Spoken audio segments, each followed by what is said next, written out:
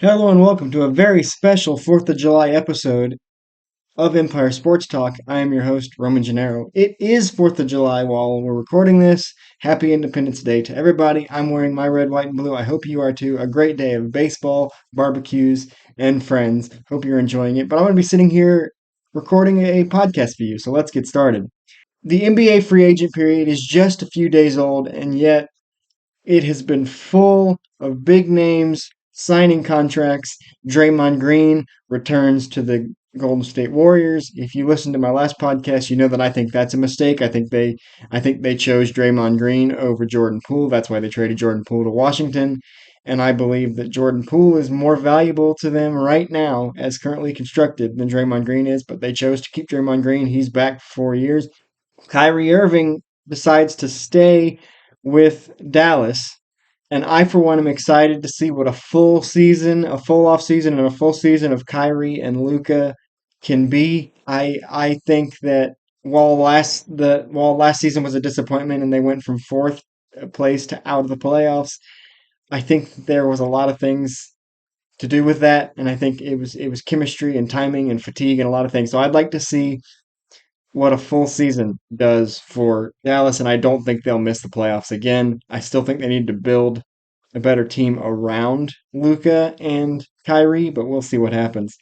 NBA champion Bruce Brown signed a deal with the Lakers days after Nuggets coach Mike Malone promised he wasn't going anywhere. So far, the Nuggets haven't done anything in free agency to kind of stay where they are, which is on top of the basketball world. So we'll see what they do. The Lakers bring back both Austin Reeves and D'Angelo Russell for next season on lucrative deals. Domantas Sabonis stays with the Kings for $217 million. So there have been a lot of names flying around in free agency. James Harden opted in with the Sixers because he didn't want to do free agency, which rules out Houston. He does not want to stay in Philadelphia, so they're working on trade packages with him. The Clippers look to be the likely destination. It's not my favorite destination, but the Clippers look to be the likeliest. But the main buzz around the NBA this week is that Trailblazers star point guard Damian Lillard, after 11 years with the franchise, has requested a trade. We all kind of knew this was coming, and yet it still is a little bit surprising. He had asked the Trailblazers, instead of using their third overall pick on a young player, to trade that pick for a star. And I know at some point, I don't know how seriously, but at some point, a Paul George trade was being discussed with the Clippers. That did not happen. So then we expected the trade request to come immediately after that. They did not trade the pick. They drafted Scoot Henderson. He met with the team and seemed to be fine with their choices at first, but now has asked to be traded. It was the worst kept secret in the NBA that Damian Lillard would and to some should request a trade. He has said that his preferred destination is Miami. That's the only place he really wants to play. Brooklyn is another popular destination. At first, Portland had said they were going to work with Dame to get a trade to somewhere he wanted to be, as they should. He gave them 11 years, and they gave him nothing. They made the Western Conference Finals once. Um, the the the franchise only has one championship, and that's back in 1977, and we'll get more into that in a bit. He's asked for a trade. He wants it to be Miami. Brooklyn's also a possible destination. Apparently, Miami has already made an offer for Damian Lillard, and Portland was not blown away. They have since changed their tune on working with him to give him the trade he wants, and said we're going to trade him whatever to wherever works best for us. And I get it, you're running a franchise, but this is a guy that's given everything to you until you finally just stopped. A lot of times, players make requests and they don't have the clout to do it. They don't have the right to do it. But when you're at a point where Damian Lillard is 11 years in, you've said repeatedly you want to be a Blazer for life, and he makes one request of please trade the pick and get me a veteran star. I don't think that's unrealistic. I think the best shots that he's had have been with LaMarcus Aldridge early in his career, or the few years ago when he still had C.J. McCollum and a healthy Yusuf Nurkic. Those were his best shots. He wants to play with veterans. He doesn't even necessarily says he wants to go make a super team or go to a super team or play with superstars. He just wants veterans that have been in this league. He doesn't want to play with young players, and I don't think that's unrealistic. And I think it's wildly selfish of the Trailblazers to say of him to make this request, and they said no, we're going to go get Scoot Henderson, who is also a ball dominant guard, much like Damian Lillard, and then to not help Lillard with the trade destination that he wants. Now, one thing I did hear earlier today, which I find very interesting, is that apparently the Toronto Raptors have emerged as a possible dark horse destination for Damian Lillard, and they have reportedly already made an offer for Portland. And me personally, if I was Portland, I would take this deal, and if I was Dame, I'd be thrilled. Portland has reportedly offered Pascal Siakam, Otto Porter Jr., Christian Coloco, and 3 first-round picks over the next several years for Damian Lillard. If you're Portland and you're trying to rebuild around Shaden Sharp and Scoot Henderson, bringing in Pascal Siakam and Otto Porter Jr. would be brilliant. It would give Scoot a big man to play with in Siakam, who I think is one of the top 20 players in this league. Otto Porter Jr. is a more than serviceable role player, I think, and 3 first round picks to continue building. I think this is a great trade for Portland, but more importantly, for Dame, it would pair him with OG Anunoby, Scotty Barnes, and new Toronto first round pick Grady Dick. I think this would be a really really interesting situation for Damian Lillard. It would repair him with former Portland teammate Gary Trent Jr. I think this is a win-win on both sides. So I, for one, am rooting for this to happen over the Miami thing. I don't know if Miami's going to happen because Portland was not thrilled with their offer. It had to revolve around Tyler Hero. Duncan Robinson was probably also included in that deal. I wouldn't be thrilled with either of those two options either. So if I'm either the Portland organization or Damian Lillard, I'm pretty stoked about this proposed trade. Pascal Siakam, Otto Porter Jr., Christian Coloco, 3 first rounders for Dame, pairs him with OG Anunoby, Scotty Barnes, and Grady Dick. I like it. I think I would like to see it happen. Toronto would then have to go get a big man because they'd be giving up Siakam, so they would have to go get some size. But other than that, I think this is a great, great, great trade for both sides. It doesn't surprise me, however, that Portland is being stingy with Dame's request because I came across a post this week from ESPN that talked about the history that Portland has in dealing with their star players. And maybe the 3 best players in Trailblazers history are Bill Walton, Clyde Drexler, and Damian Lillard. And these are the 3 people that were on this bit of news. Bill Walton won the NBA Finals with Portland in 1977. It's their only championship. Then he requested a trade because of quote unethical treatment of his and other players' injuries by the front office. He sat out a season due to a foot injury and left in free agency. Clyde Drexler led the team to the 1990 and 1992 NBA Finals. He's the all-time games played leader at 867. And then he requested a trade to a contender in 1995 when the team started to rebuild. Damian Lillard won Rookie of the Year.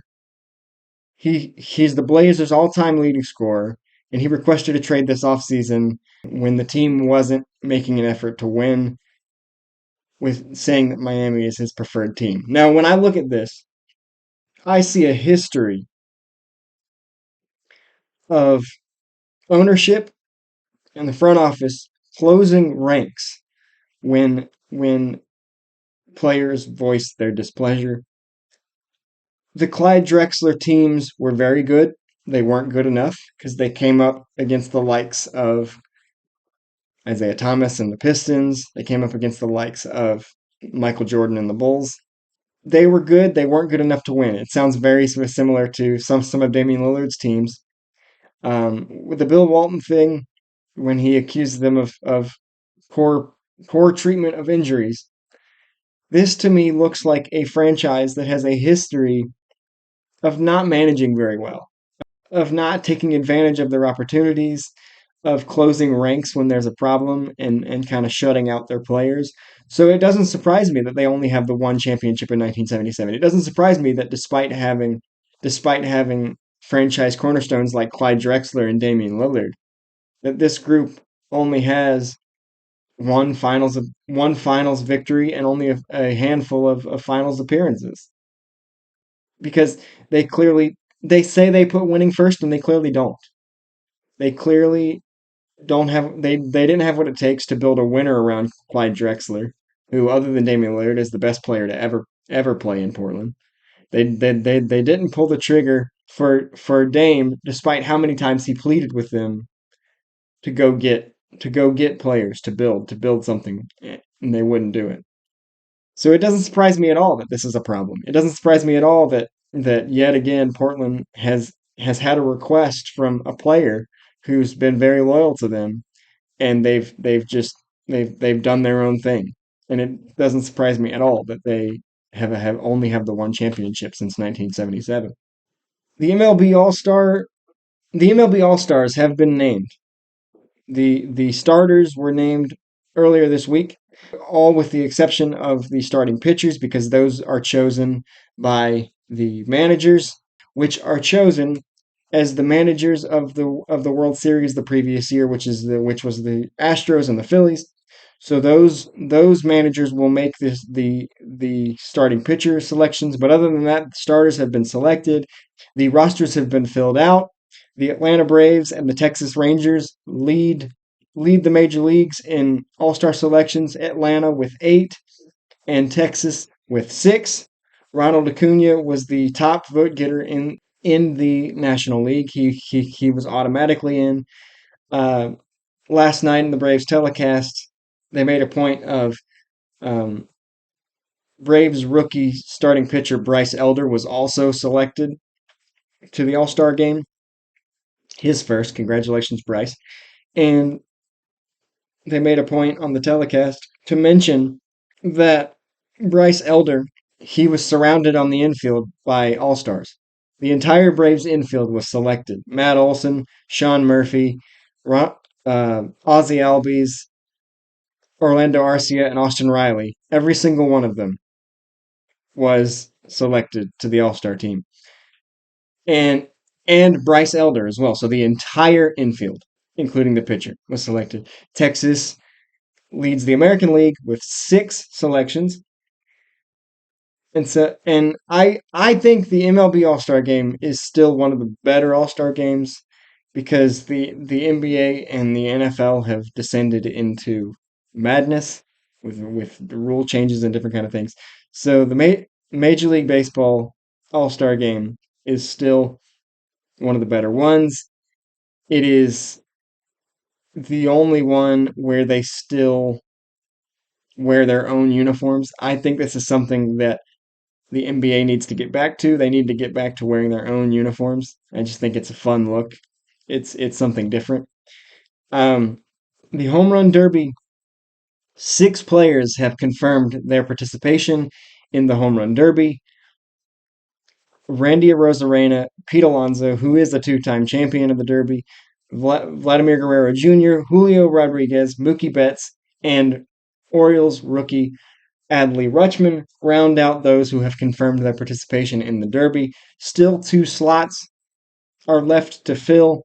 Ronald Acuna has already turned it down, saying he's done it before and he wants to give others who haven't a chance to do it, but he does hope to do it again at some point in his career. I commend this choice, but I think having Ronald there with the season he's having, he's having an MVP type season. For me, he's the front runner for NL MVP. Um, and I believe it would be super fun to see him be out there this time. But I respect his decision not to be in there. I would love to see with two slots left to fill in the Derby. I would love to see Adolis Garcia, Fernando Tatis, maybe Ronald's Atlanta teammate Austin Riley, maybe I don't know, Joey Gallo, since that's his bread and butter. I don't know. I think there are several options that I'd love to see fill out the Derby. We'll see. The Home Run Derby is still one of the best inclusions of any All-Star festivity weekend ever. I would love to see the NBA bring back. They did this one year. I think it was back in like 2010 or something. They did a they did a horse competition, and I would love to see that come back.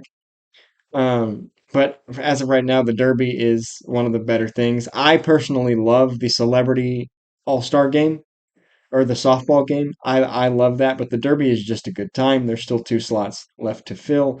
I'm excited to see what happens. And I want to circle back because it frustrates me that it's come to this in Portland. Damian Lillard has made it so clear that he wants to be in Portland for life. And how rare that is. And the Trailblazers have just said, "Nope. Well, you want a star? You want a star veteran? We're gonna draft Scoot Henderson. You request a trade to and prefer to be in Miami? We're gonna try to trade you to somewhere else." I think it's wrong. I think it's a dirty move to a player that's been so loyal. It honestly reminds me of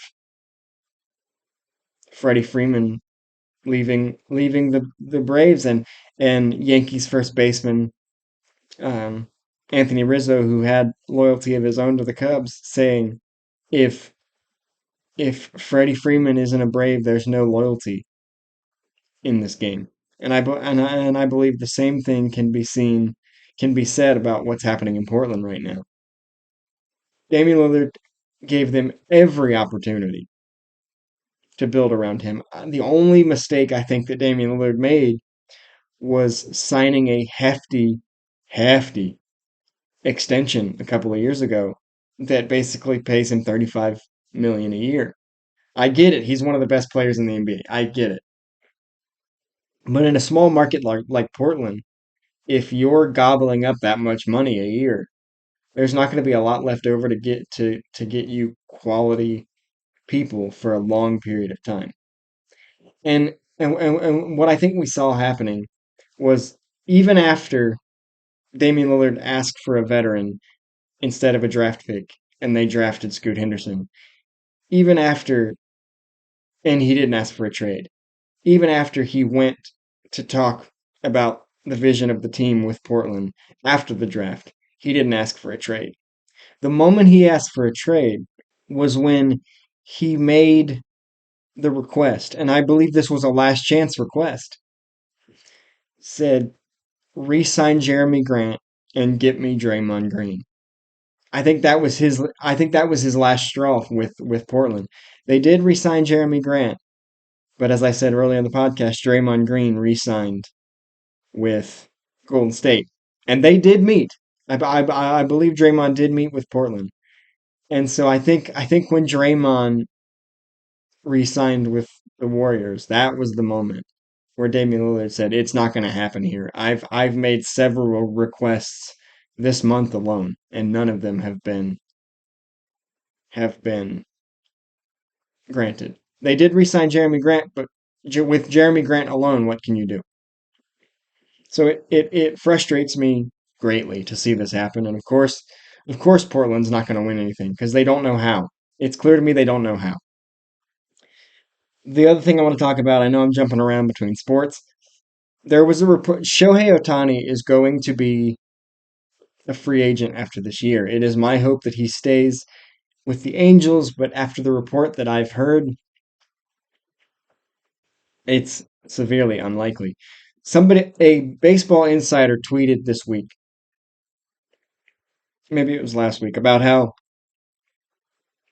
he kind of floated the idea as far as for a Shohei Ohtani free agent contract, because you know that the bidding war is going to be insane.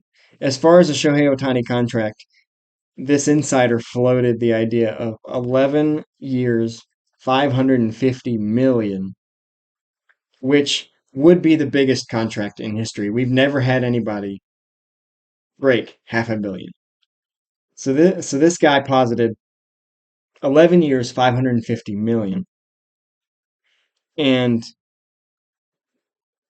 another MLB guy said, "You're too low," which is baffling. And if that's true, if 11 years, 550 million is not going to be enough to bring in Shohei Ohtani, that really eliminates every team but two, Dodgers and the Yankees. There are not a lot of teams that have that kind of money and can still build a team. The Angels definitely don't. Some of the other good teams in the league, the Braves don't. And even if they did, Alex Anthopoulos has proven his he prefers to be crafty than to make a big splash, and it works for him. So whatever.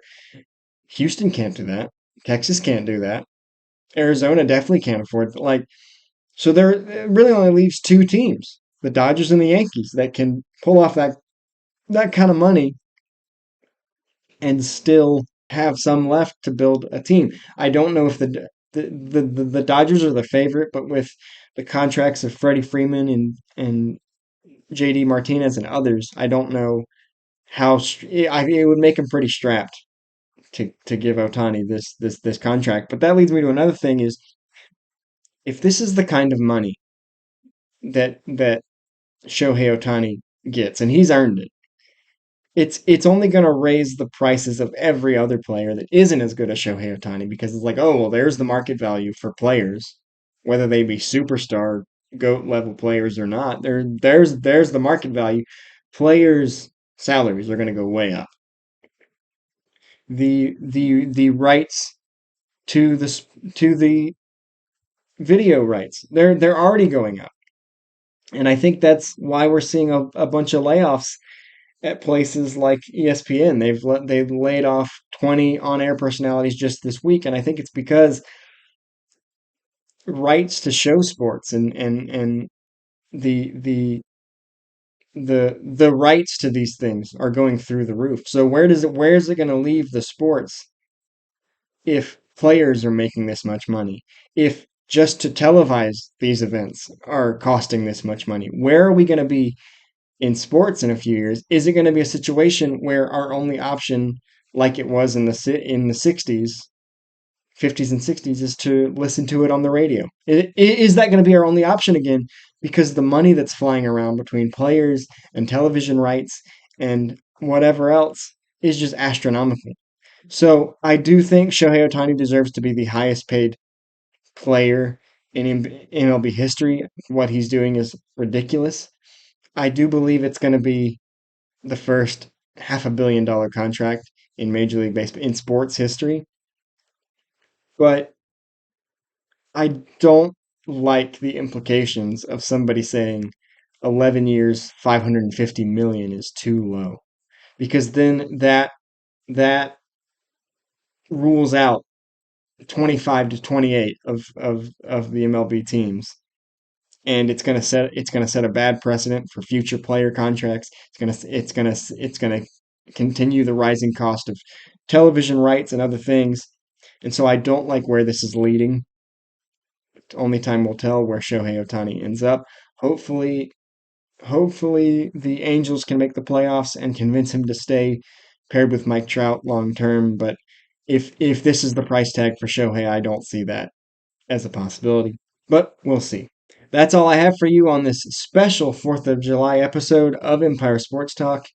Please check us out on social media. Follow our content. We have a lot of new stuff on there. We have a lot of good stuff on there. Please check us out everywhere. Empire Sports Talk, Empire Sports Talk Pod, wherever you get on all your social media platforms. Hit that notification bell and subscribe on YouTube. We're building that up as well. Things are getting good. You want to join in on that? This has been Empire Sports Talk. I'm your host, Roman Gennaro, and I'm signing off. See you next time.